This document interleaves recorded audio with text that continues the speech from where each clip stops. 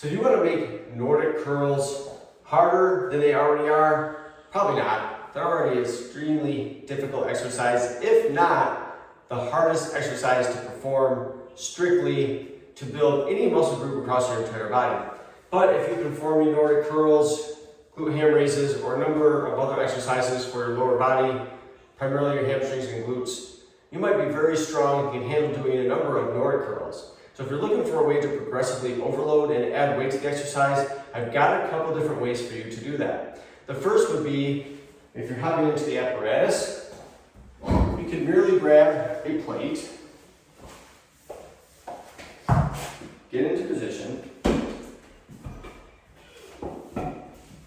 and hold it across your chest. Now, if you're going to go down into a full GHD and tap back up and pull yourself up to the starting position, I wouldn't recommend holding a weight. However, if you'd like to perform a more eccentric focused Nordic curl, you could hold onto this weight and glide down as you perform the exercise versus dropping the weight at the bottom. So my second tip, which is my favorite by far, is getting this weight on my back versus on the front of my body to perform the exercise. All I would do is I would take a band and a plate. I would loop this band through the weight, and I would put this on my back, just like I am wearing a backpack. Now, if you want to see how to perform this full exercise, just check out my other video, which I'll link right here, and you can view how to perform the Nordic curl using the GHD. This is just showing you how to add weight. You'll notice this is on my back, just like so.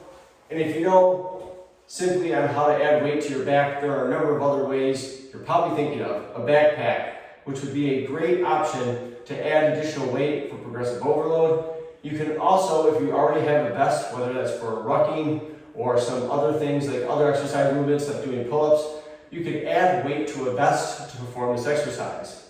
I would not recommend using other things like a belt. Obviously, that's going to hit the floor. Or if you prefer to perform this exercise using a partner, you could also have a partner for you provide resistance. So that would be another way to help you add weight and progressively overload on this specific exercise. So let's go over it again. What were the options that I provided? You could hold the weight across the front of your chest as you perform the exercise. Obviously not recommended when you're going to tap and pull yourself back up to the starting position. This would be when you're focusing on the eccentric portion of the exercise. There's also strapping the weight onto an exercise band if you don't happen to have a backpack or a vest. And then your other options also include using a backpack to be weighted with either plates or ignits, or you can use a weighted vest to also perform the exercise.